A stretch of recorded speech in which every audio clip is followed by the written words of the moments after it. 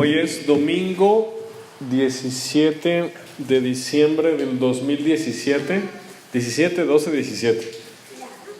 Y vamos a estudiar un poquito sobre la parábola del redil de las ovejas. Pero antes de empezar, les quiero platicar de algo que no muchos cristianos saben y que necesitan saberlo. ¿Qué es Hanukkah? Bueno, hace unos días se celebró Hanukkah. Todos los judíos en todo el mundo celebraron Hanukkah. Jesús celebró Hanukkah. ¿Qué es Hanukkah? O la fiesta de las luces. ¿Qué es eso? Bueno, si vamos a Juan capítulo 10, verso 22, te doy tiempo para que lo busques. Juan 10, 22. Recordemos que hay fiestas judías y todas esas fiestas judías significan algo. En este caso, Hanukkah no era de la ley, pero se celebraba por un suceso muy importante que te voy a platicar. Y ese día de Hanukkah, Jesús dio la parábola del pastor y las ovejas. Qué interesante, ¿no? Que ese día lo habló. Entonces vamos a hablar de esa parábola, pero también vamos a hablar de ese día Hanukkah. Bueno, Juan 10, 22 dice: celebrábase en Jerusalén la fiesta de la, ¿qué dice? Dedicación. ¿Era? Invierno. ¿Dedicación de qué? Dedicación del templo. ¿Por qué del templo? Pregunta, vamos a ejercitar las neuronas bíblicas. ¿Quién construyó el segundo templo? No, el que dijo Salomón. Tache. ¿Quién construyó el segundo templo? Esdras, Nehemías y Zorobabel. ¿Quién construyó el primer templo? Salomón. ¿Ok? ¿Por qué hubo necesidad de un segundo templo? Pues porque el primero lo destruyó. Le decían Nabu de cariño. Nabucodonosor. Destruyó el templo. En tiempos de Jeremías, por pecado de idolatría, Dios permitió que los babilonios barrieran por completo Israel y destruyeran el templo. ¿Sí? 70 años después, el pueblo de Israel regresa de Babilonia y Dios permite la reconstrucción del templo en 40 y tantos años. ¿Sí? Zorobabel, Esdras, Nehemías y todo ese libro tan bonitos, ¿no? Ahí muestran cómo fue la reconstrucción. Hubo un profeta en tiempos de la deportación a Babilonia que se llamó el profeta Daniel. ¿Cuántos han leído su libro? ¿Cuántos capítulos tiene el libro de Daniel? 12. ¿Ok? Daniel es uno de los profetas más impresionantes que hablan a detalle lo que sucederá en el tiempo del fin. Muy a detalle. Y Daniel habla de un suceso muy impresionante, siglos antes de que sucediera. Daniel lo narró. Y tú tienes que conocer qué significa la fiesta de la dedicación, porque Daniel habló de eso y esa se va a repetir. Eso que sucedió en el pasado se va a repetir en el futuro con el anticristo. Y tú tienes que conocer qué fue eso de la fiesta de la dedicación. Daniel lo profetizó. Cuando el anticristo aparezca, va a repetir lo que sucedió en el tiempo donde el templo fue contaminado y lo tuvieron que rededicar. Okay. Daniel habló de sucesos muy interesantes, escatológicos, proféticos, muy profundos, que necesitas leer y releer y volver a leer para poder comprenderlo, pero yo te lo voy a dar masticadito. Daniel habló que había dos reinos, uno del norte y uno del sur, y que de esos dos reinos pelearían. Eso se cumplió en el tiempo de silencio después de Malaquías, donde no había profecía. En el tiempo de los famosos macabeos, en el tiempo de Judas Macabeo. ¿Qué sucedió? Había guerra entre el reino del norte, que era de los helenos, de los griegos. El reino de Siria se llamaba. Y el reino del sur, que era de los Ptolomeos en Egipto. Y hubo guerra tras guerra tras guerra, que siglos antes de que sucediera, Daniel lo narró a detalle. Es impresionante. Tú te puedes poner a estudiar las guerras de los reyes Ptolomeos, las guerras de los reyes de Siria, de los helenos. Los helenos eran los griegos, Y es impresionante cómo lo que Daniel profetizó se cumplió al pie de la letra. Daniel dijo, vendrá el rey del norte y hará guerra contra el rey del sur, y el rey del sur juntará más fuerzas y al año que viene lo volverá a atacar. Y está tremenda esa historia. ¿Alguien lo ha leído? El rey del norte y el rey del sur.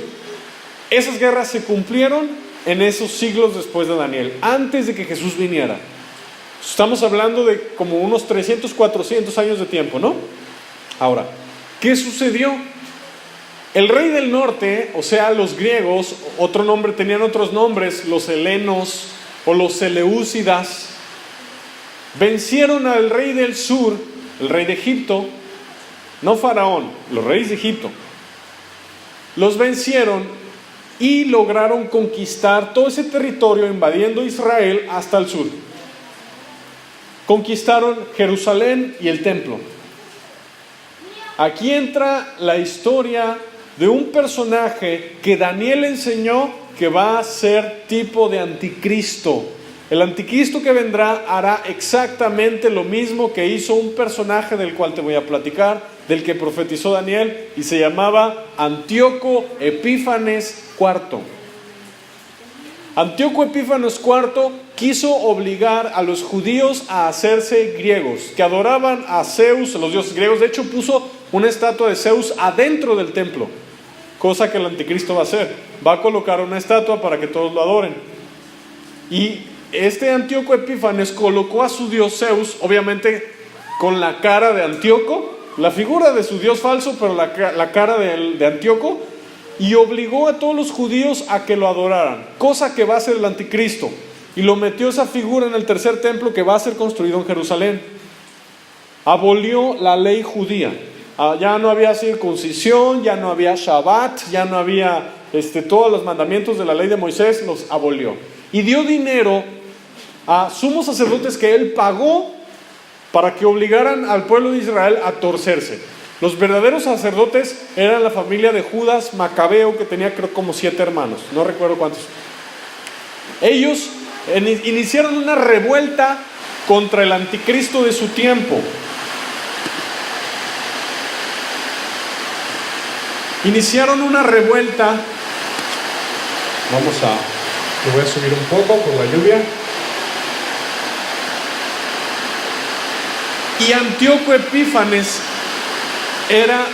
el imperio griego era uno de los imperios más grandes de toda la historia de la humanidad. En la humanidad ha habido varios imperios mundiales que están manifestados en el sueño de la estatua de Nabucodonosor.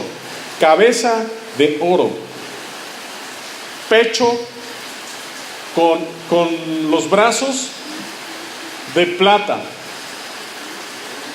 torso ¿de qué? De bronce, ¿no? Piernas de hierro y dedos de hierro mezclado con barro. Dios le mostró en sueños a Nabucodonosor la sucesión de imperios mundiales que habría desde el inicio hasta que Jesús regrese. Oro, Babilonia, un imperio mundial que gobernó Asia, casi llegando a China, la India, hasta casi llegando a Europa. Babilonia. Luego vinieron los medos persas, 2 brazos, medos persas. Después vinieron los griegos, Alejandro Magno, rey de Macedonia. Se cumplió la profecía de Daniel. No tocando el suelo, es decir, sobre su caballo, destruyó al carnero con el cuerno grande. Dijo, no tocando el suelo. Esa profecía la cumplió Daniel. Mató al rey de los medos persas y estableció el imperio griego por muchos siglos. Ese es el pecho. Pero murió joven Alejandro Magno y dio su reino a los 4 generales. Eso lo profetizó Daniel antes de que pasara. Después vinieron los romanos, 2 alas del imperio romano, occidental, oriental. Roma y Constantinopla, las piernas de hierro. El libro de Daniel es un libro impresionante porque ese libro es usado por mucha gente para demostrarle a los incrédulos que la Biblia sí es palabra de Dios, porque no es posible que Daniel supiera tanta información de lo que iba a suceder en la historia al pie de la letra siglos después de Daniel. Entonces estamos hablando del tiempo del pecho, ¿no? De los griegos. Antíoco Epífanes profanó el templo y sacrificó un cerdo en el altar del templo. Tipo de anticristo. ¿Quieres saber qué es lo que va a hacer el anticristo? Estudia la historia de los macabeos, la historia de Antíoco Epífanes, la persecución brutal, los asesinatos, todo lo horrible que sucedió en ese tiempo. Cómo los judíos tuvieron que vivir en cuevas y luchar contra él. Cómo la familia de Judas Macabeo fue muerta. Y ellos eran la familia de los sumos sacerdotes reales, porque Antíoco Epífanes puso otro. Cómo pelearon y ganaron. Dios les dio la victoria sobre los griegos, que era una potencia mundial. Esa historia se va a repetir. Habrá un anticristo que profanará el tercer templo. Probablemente va a sacrificar también un cerdo y va a repetir lo que Antíoco Epífanes hizo en el pasado, para que lo estudies. Contaminó el templo. Cuando los macabeos, el ejército de Judas Macabeo, lograron recuperar el templo a través de una guerra muy encarnizada y brutal, que tú la puedes estudiar en libros de historia, rededicaron el templo. Y esto es lo que celebró Jesús, la fiesta de la rededicación del templo. Purificaron el templo, sacaron la estatua que metió Antíoco Epífanes, la destruyeron, sacaron toda la idolatría, purificaron el templo porque se había profanado con un sacrificio de un cerdo, el cerdo un animal abominable. Y entonces lo que sucedió fue que fueron rápido para prender la menora, el candelabro. ¿Se acuerdan? Que adentro en el lugar santo había una menora con lámparas y se prendían con aceite, y la ley enseñaba que se tenía que tener esa lámpara encendida, ¿verdad? Pero en el tiempo que había sido profanado había estado apagada. Fueron a buscar aceite, que es un aceite especial preparado, y fueron a llevarlo para encender la menora. Así se llama menora, la lámpara de varios brazos. Y se dieron cuenta que quedaba solamente poquito aceite para un día y había que prepararlo. No les iba a alcanzar para el día siguiente tenerlo.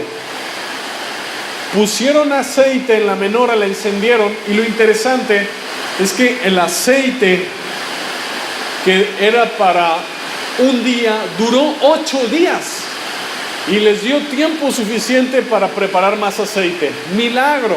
Es un milagro muy grande. Dios estaba prometiendo que la luz verdadera que alumbra este mundo iba a venir. Jesucristo, el Mesías, Yeshua. Eso se llama fiesta de la rededicación del templo. Todos los judíos en todo el mundo, estos días de diciembre, toman una menora y prenden las velas y cantan a Dios recordando la rededicación. Pero nosotros sabemos, el cristiano sabe, que esa fiesta simboliza lo que va a suceder en el futuro, cómo los judíos van a construir en el tercer templo en Jerusalén, y va a venir el anticristo, va a ser el imperio más grande del mundo en ese tiempo que vendrá, tipo de Antíoco Epífanes, el imperio griego, que por cierto va a salir del mismo lugar, de Europa, porque Grecia es Europa. Va a matar a los judíos, los va a perseguir, va a ser repetición de la historia. Pero la fiesta de Hanukkah profetiza que Jesús va a regresar, la luz de este mundo, que el anticristo va a ser derrotado por el sumo sacerdote, el verdadero y para siempre, que es Yeshua, que es Jesús, y va a purificar el templo y va a traer el reino de Dios, el reino eterno que no será removido. Y Jesús, dice Juan 10:22, que se celebraba en Jerusalén la fiesta de la dedicación del templo. Jesús va a regresar, va a matar al anticristo, lo va a lanzar al lago de fuego, va a purificar el templo porque Jesús va a reinar en Jerusalén. Tienes que estudiar Daniel. Es una profecía muy profunda, bastante difícil de entender, pero si tú quieres entender la Biblia y quieres conocer el futuro, lee la Biblia, ¿verdad? Voy a poner pausa porque voy a poner un video. ¿Cómo es Hanukkah y qué es Hanukkah? ¿Cómo lo celebran los judíos? Y continuamos. Los judíos, repito, dicen Hanukkah Sameach, porque es una profecía que Dios no va a permitir que la lámpara se apague. La lámpara de David no se va a apagar, Dios lo prometió, y la lámpara de David se va a perpetuar en Jesucristo. ¿Lo entienden? ¿Cuál es el propósito de esa fiesta? No se apagó en los 8 días, el aceite no se terminó, la menora estuvo prendida en el lugar santo. Así Dios promete que cuando parece que se acaba el aceite, cuando parece que todo está más terrible, cuando parece que hay más turbulencia, guerra, y el anticristo, que era tipo de Antíoco Epífanes, está sobre la tierra, Dios promete que el Mesías va a regresar, la luz verdadera va a alumbrar, la lámpara de David no se va a apagar, los judíos no van a ser removidos y el reino de Dios viene con poder. ¿Entienden lo que significa Hanukkah? Pero las iglesias cristianas casi no lo conocen. ¿Saben una cosa? Jesús es judío. Jesús es judío, yehudí. Para poder entender y conocer mejor la Biblia, tenemos que conocer a los judíos, ¿o no? Si no, no le vamos a entender. Si tú no estudias judaísmo, nunca hubieras entendido el verso 22 de este pasaje que acabamos de leer, capítulo 10, verso 20. Nunca hubieras entendido qué es eso de la fiesta de la dedicación. Trae mucha luz. Recuerda que dijo Jesús que Él tiene otras ovejas que no son de este redil y que las va a traer, y habrá un solo rebaño y un solo pastor. ¿Sabes qué significa eso? Que la iglesia cristiana y el pueblo de Israel serán unidos en un solo pueblo de Dios. Cuando Jesús regrese, Jesús va a unir a la iglesia y a los judíos en un solo cuerpo. A los sobrevivientes de la tribulación que no siguieron al anticristo. Va a haber sobrevivientes. Vamos a estudiar Juan capítulo 10, esta preciosa parábola que Jesús habló ese día de esa fiesta.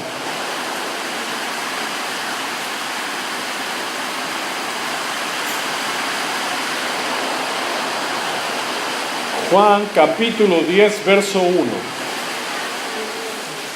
De cierto os digo, el que no entra por la puerta en el redil de las ovejas, sino que sube por otra parte, ese es ladrón y salteador. Qué interesante, ¿no? Si quieres ser oveja de Jesús, tienes que entrar, ¿por dónde? Por el redil, ¿verdad? ¿Ok? Mucha gente quiere saltarse por otro lado, quiere el cristianismo a su manera. No, tienes que vivir la vida como Jesús enseñó que se tiene que vivir, ¿verdad? No puedes ser seguidor de Cristo a tu manera, tienes que ser seguidor de Cristo a la manera de Jesús, y para eso está su palabra. Muy bien. Mas el que entra por la puerta, el pastor de las ovejas es. ¿Qué significa esto? Jesús es el único que cumplió las cientos de profecías sobre el Mesías. Esa es la puerta. Para ser el Mesías, Él tuvo que cumplir todas y cada una de ellas. Vamos a recordar profecías. Debía nacer en Belén. Debía nacer de una virgen. 2, lo iban a traicionar por 30 piezas de plata. 3, se iba a sentar en un burrito. 4, uno de sus mejores amigos más íntimos lo iba a traicionar. 5, iba a ser crucificado. 6, iba a resucitar al tercer día. 7, ¿cuánta profecía? Y hay muchas más. Para poder ser el pastor de las ovejas, tenía que entrar por la puerta de las ovejas. Y la puerta es el cumplimiento profético cabal al pie de la letra, que solo muestra quién era el Mesías y pastor. Nadie más puede serlo. ¿Cuántos profetas hay? Muchos. La Biblia tiene más de 40 escritores diferentes, 66 libros, nacieron en tiempos diferentes, hablaban probablemente idiomas diferentes, no se conocieron entre ellos, y aún así, al unir los 66 libros, la Biblia acá cuadra a la perfección, y las profecías sobre el Mesías no se contradicen. Al contrario, se complementan, ¿verdad? Esta es la puerta por la cual tiene que entrar el pastor y por la cual podemos saber cuál es el pastor para poderlo reconocer. Muy bien. Vamos al siguiente. Dice, a este, el verso 3, quiero que me sigas. A este abre el portero. O sea, en el redil de las ovejas hay un portero que abre. ¿Quién fue? Vamos a ejercitar la neurona bíblica. ¿Quién fue el portero que le abrió la puerta del redil a Jesús? Juan el Bautista. La Biblia enseñaba que antes de la venida del Mesías iba a venir Elías. Elías va a venir de forma literal, va a regresar del cielo antes de la segunda venida de Jesús. Y Elías va a predicar en Israel. Pero en la primera venida de Cristo hubo un Elías. ¿Quién fue ese Elías? ¿Quién vino en el poder y el espíritu de Elías? Fue Juan el Bautista. Él era el portero. Ok. ¿Sabían ustedes que el anticristo va a traer un falso portero? ¿Sabían ustedes que en el tiempo de la tribulación va a haber un falso Elías? Durante el tiempo de la tribulación habrá un falso Elías y habrá un verdadero Elías. Muy interesante, ¿verdad? La Biblia le denomina falso profeta. Ahora, continuamos. Dice, verso 3, a este abre el portero y las ovejas, ¿qué dice? Las ovejas oyen.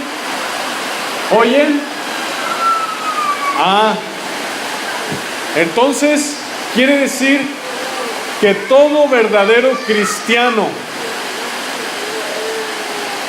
se le promete que Jesús le va a hablar en persona. ¿Sí? O de nuevo, las ovejas oyen su voz. Jesús promete hablarle en persona a sus verdaderos hijos. ¿Sí? ¿Qué pasa si alguien dice, yo soy cristiano, pero a mí Jesús nunca me ha hablado? Seamos sinceros. Dios habla en su presencia, en su palabra, en sueños, de muchas formas. Pero ¿qué pasa si una persona con sinceridad dice, yo soy cristiano, pero a mí Jesús nunca me ha hablado?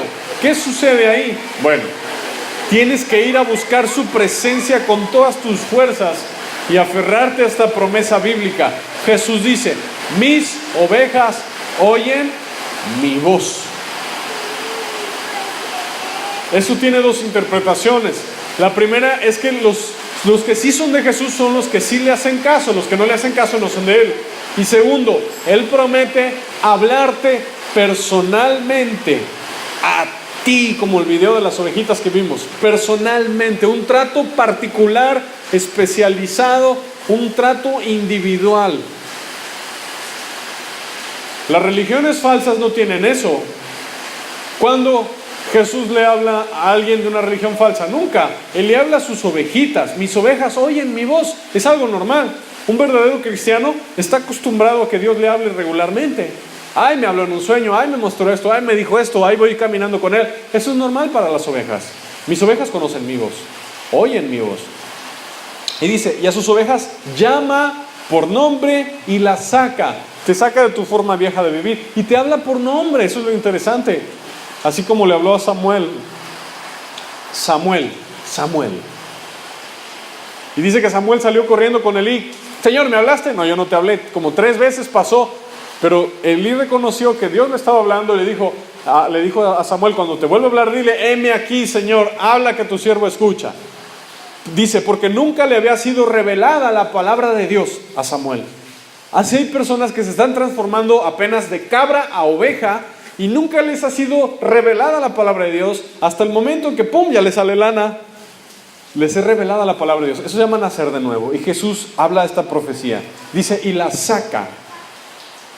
Tienes la promesa bíblica de que no va a ser una religión, de que tú te cambies solo, no va a ser una religión forzada, que tú te vas a seguir una serie de normas, mandamientos, reglas y leyes y ya. Tú vas a provocar el cambio. No. Aquí dice, Jesús es quien te habla, Jesús es quien te saca. ¿Saca de dónde? Te saca a un lugar nuevo, te lleva a pastos verdes, te saca. Entonces, es una promesa de que en el cristianismo no es una religión mecanizada. Es la promesa de que la mano de Dios va a estar ahí para transformarte realmente, si es que tú lo deseas. Si no lo deseas, no va a haber absolutamente nada. Aquí quien quiera agarre las promesas para que se levante su fe, quien no quiera, pues no. Cuando ha sacado fuera las propias, dice, va delante de ellas. Hay un salmo bien precioso que dice, te instruiré en el camino que debes andar, te mostraré el camino que debes andar, te instruiré y sobre ti fijaré mis ojos. Otra promesa de que Él va a estar en tu futuro y te va a ir guiando. Eso dice, va delante de ellas. Él te va a ir enseñando. Qué interesante. Dice, y las ovejas le siguen porque conocen su voz. Dice, mas al extraño no seguirán, sino huirán de él, porque no conocen la voz de los extraños. Huirán de los extraños. Es muy interesante el proceso por el cual una persona nueva se mete a su cuarto, empieza a leer la Biblia, empieza a orar y poco a poco empieza a reconocer cuál sí es la voz de Dios y cuál no es la voz de Dios. Eso se llama discernimiento. Eso te lo enseña Dios en tu cuarto. Hay gente que no tiene nada de discernimiento porque no tiene vida de oración. El discernimiento se desarrolla en la vida de oración, que estás en tu cuarto y aprendes a saber cuál sí es la presencia de Dios y cuál no es. Eso te enseña a huir de los extraños. Si alguna vez te llegan a predicar un falso evangelio o llega a ver algo que te quiere apartar de Jesús, esas experiencias y esas horas y ese tiempo que tú invertiste en la presencia de Dios en tu cuarto encerrado, porque Jesús dijo que le tienes que cerrar la puerta cuando te metes a orar, ese tiempo de entrenamiento te va a ayudar a reconocer su voz y saber cuándo sí es Él y cuándo no es Él. Mucha gente tiene muchos problemas de no sabe cuál es la voz de Dios y cómo reconocerla. Mucha gente tiene ese problema, es que no sé si fui yo, o no sé si me habló Dios, o no sé cuándo es si es Dios y cuándo soy yo y es mi mente. Eso te lo enseña Dios en tu cuarto pasando horas de oración con Él encerrado. Jesús lo enseñó. No conocen la voz de los extraños, sino que oyen de ellos. Más adelante en el verso 7 dice, volvió pues Jesús a decirles, de cierto os digo, yo soy la puerta de las ovejas. Ok. Todos los que antes de mí vinieron, ladrones son y salteadores, pero no los oyeron las ovejas. Yo soy la puerta. El que por mí entrare, que dice, será salvo. Y entrará y saldrá y hallará pastos. ¿Qué es esto? Que si tú te quieres salvar, tienes que entrar al redil. ¿Quién es el redil? Es Cristo. ¿Quién es la puerta? Es Cristo. ¿Qué te está diciendo Jesús? Jesús te está diciendo que si quieres salvarte, te tienes que meter completamente en Jesús. No te está hablando de una religión, te está hablando de una persona y Jesús quiere que te metas en Él. Que Él te conceda la revelación de qué significa meterte en Él. Él quiere que te metas en Él. Y dice, el que por mí entrare será salvo. ¿Cómo se hace uno cristiano? Uno va a una iglesia y dice, ya quiero ser de los cristianos, bautícenme, denme la membresía. ¿Así? ¿Cómo se hace uno cristiano? Te digo cómo se hace uno cristiano. Yendo con Jesús y decirle, Señor Jesús, me arrepiento, quiero que vivas en mí y yo quiero vivir en ti y quiero meterme completamente adentro de ti, Señor Jesús, ayúdame. ¡Pum! Ve, te conviertes en oveja. Así se hace cristiano uno. Pero mucha gente cree que es cristiano porque va a la iglesia a hacer ritos cristianos, pero no han ido a Jesús para meterse completamente adentro de Él, ¿verdad? ¿Qué más dice? Hallará pastos. Este es otro evidencia de que eres oveja. Buscas pastos. Te interesa la Biblia. Te gusta masticar, rumiar. ¿Qué es rumiar? ¿Qué hace un animal rumiante? ¿Qué hacen los rumiantes?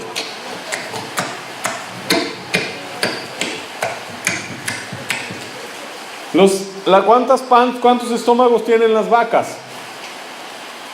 4. ¿Por qué tiene tantos estómagos la vaca? Porque comen zacate y se tarda mucho en digerir, ¿verdad? Eso es lo que hace un cristiano. Se avienta un salmo, lo medita. Mateo 23, verso por verso.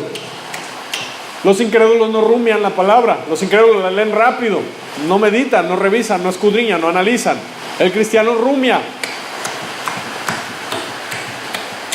Y en ese meditar de la palabra, ¡pum!, te sale vida eterna. No lo puedo explicar, solo sé que así funciona. Cuando tú estás meditando, metido en un verso, escudriñándolo, creyéndolo, abrazándolo, amándolo, todo eso, ¡pum!, te hace vida eterna de repente adentro te sale vida eterna. No sé cómo funciona, pero así funciona. Así es. Jesús dijo, escudriñen las escrituras porque en ellas hay vida eterna, ¿no?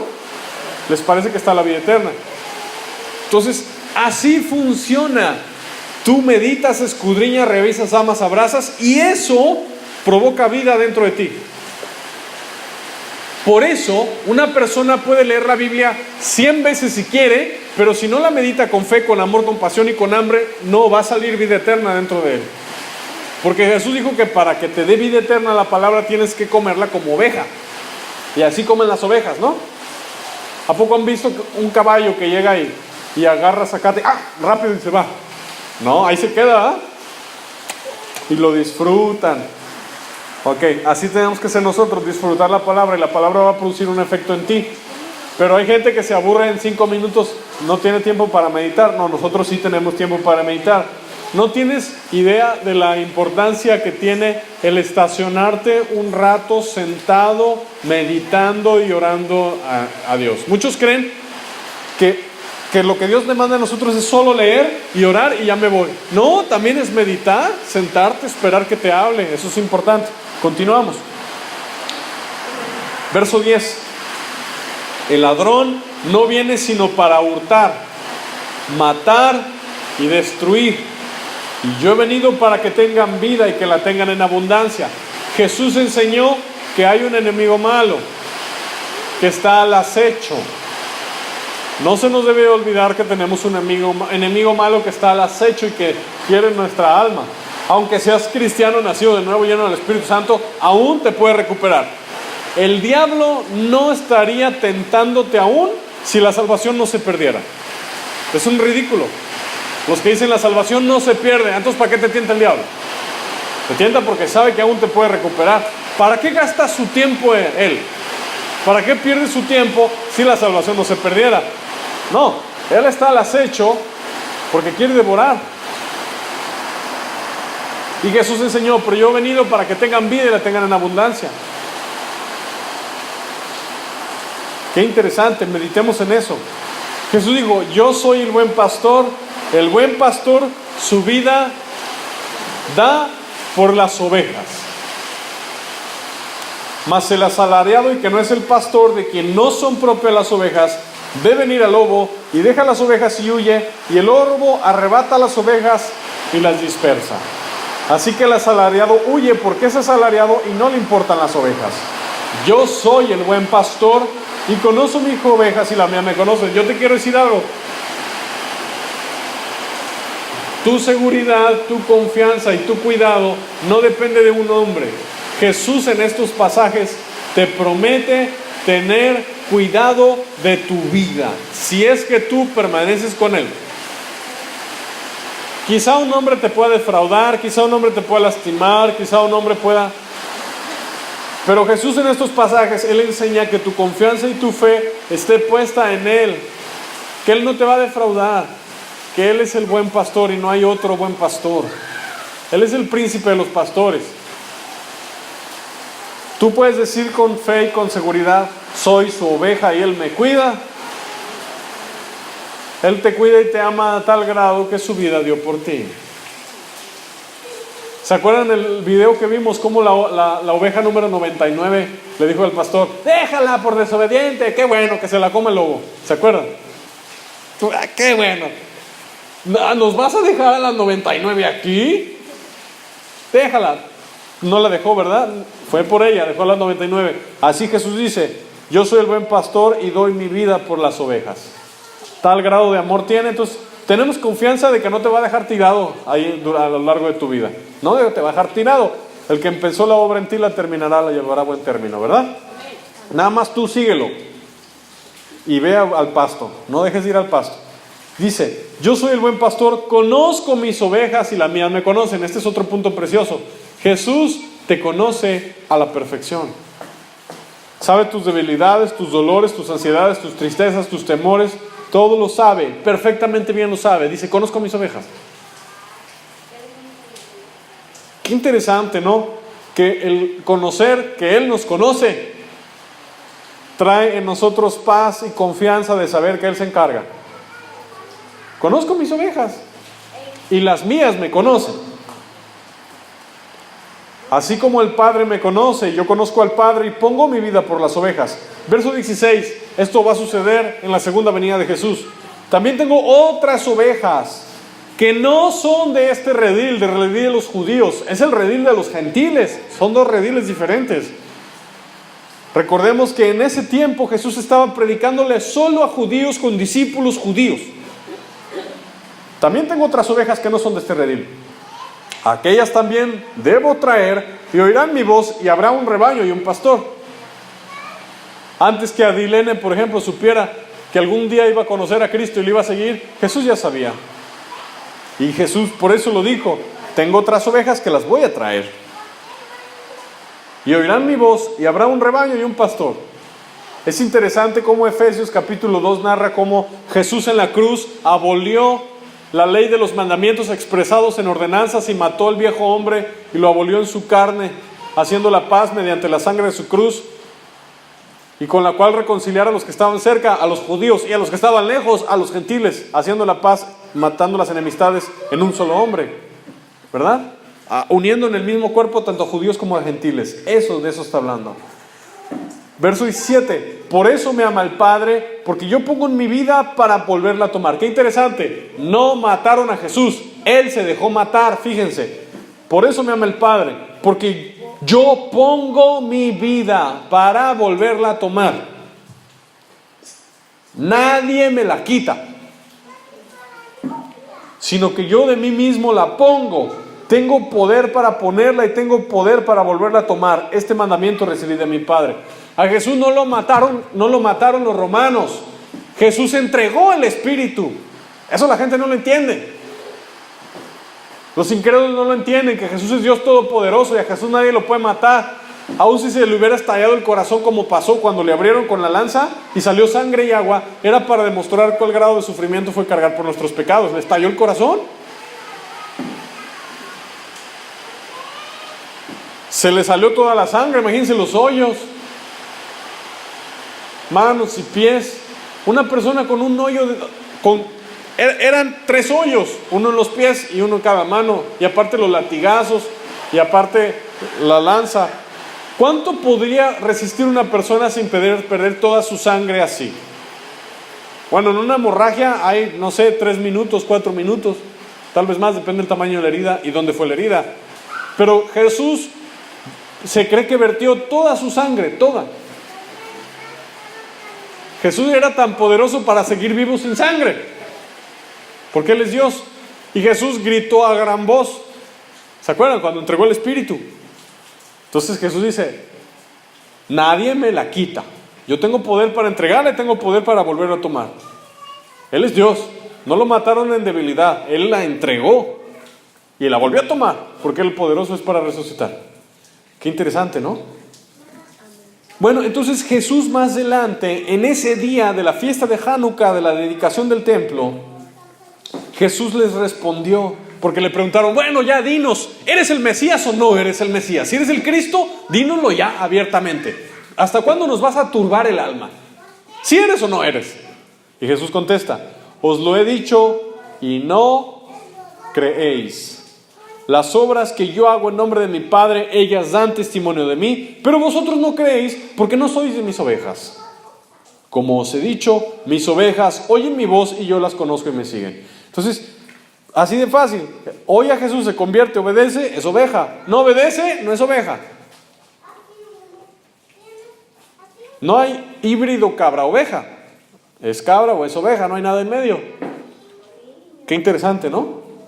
Y Jesús ahí marca la diferencia. Mis ovejas me oyen y me siguen. Y aparte yo las conozco. Y Jesús dice, y yo les doy vida eterna y no perecerán jamás. Ni nadie, fíjense, las arrebatará de mi mano. Los calvinistas dicen, nadie las arrebatará de mi mano. No se pierde la salvación, porque dice, mi Padre que me la dio mayor que todos es, y nadie las puede arrebatar de la mano de mi Padre. Fíjense el contexto, nadie las puede arrebatar, pero ellas sí se pueden salir. Y si se quieren salir, Jesús no las va a retener, porque eso es voluntario. Si lo analizamos así con exégesis de la terminología, palabra por palabra, arrebatar, ¿qué significa? Violencia, robo, ataque externo. ¿Te está diciendo que nunca nadie se va a poder salir de la mano de Jesús? No, te está diciendo que nadie te va a poder sacar con violencia de su mano.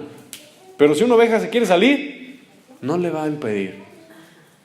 Eso es lo que no entienden los calvinistas. Pero si tú estás firme, tienes la seguridad de que no perecerás jamás, ni nadie te arrebatará de su mano. ¿Lo entienden? Pero la gente quiere ver lo que quiere ver y quieren forzar que la Biblia diga que la salvación no se pierde. Y no es cierto, sí se pierde. Y se pierde bien fácil. Ustedes vieron, ¿no?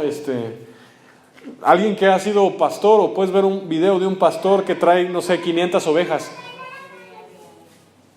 ¿Verdad que es bien fácil que una se le vaya para allá, otra se le vaya? ¿Han visto, por ejemplo, un hombre que trae vacas, que va en un caballo y trae vacas, muchas vacas ahí en la carretera, y se le salen bien fácil? Es difícil seguir al pastor, no es tan fácil, porque es un rebaño muy grande y el pastor tiene que... O sea, está complicado, ¿no? Pero no es imposible, porque lo único que tiene que hacer la oveja, ¿qué es?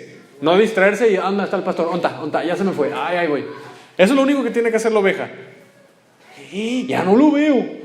Y se pone ya lo vi, y ahí vas. Eso es lo que hace el cristiano. Nada más cuidarse que no se separe de Cristo y ya. ¿Verdad? Él no te va a dejar tampoco. Si Él ve que te estás saliendo, te va a dar sueños. Te va a enviar predicadores. Te va a alertar en tu conciencia. Si aún así persistes en quererte salir, está bien. Vámonos, rebaño. ¿No quieres seguirnos?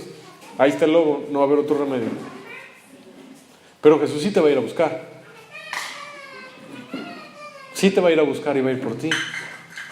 Entonces, este pasaje está precioso porque nos muestra cómo es nuestro caminar con Él. Todo el tiempo tienes que estarlo buscando en tu vida. ¿Dónde está Jesús? ¿Dónde está? Está cerca. Ok.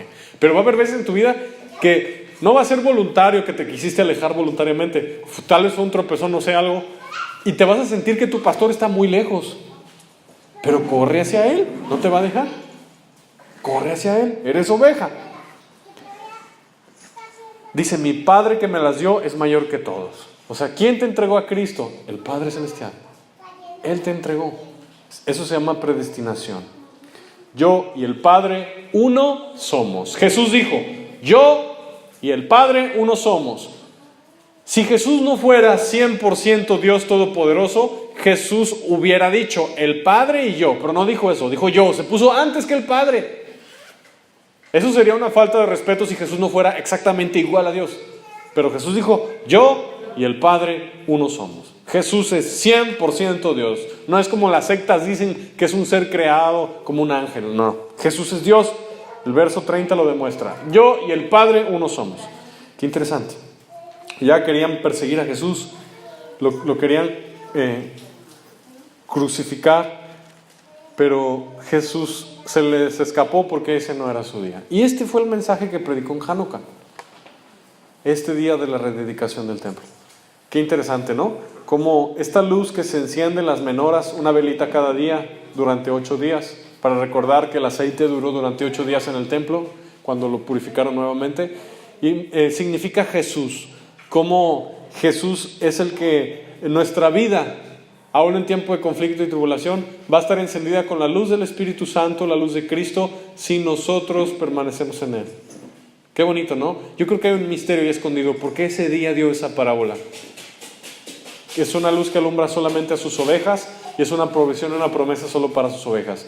Entonces, este día te llevas tarea, estudiar sobre la historia de los macabeos, estudiar sobre la historia de Antíoco Epífanes, estudiar Daniel y comparar las profecías bíblicas, cómo se cumplieron al pie de la letra, usar el libro de Daniel para demostrarle a un incrédulo que la Biblia sí es palabra de Dios, porque Daniel profetizó muchos siglos antes la sucesión de imperios mundiales desde el pasado hasta el futuro, incluso cosas que no han sucedido, y se cumplió al pie de la letra.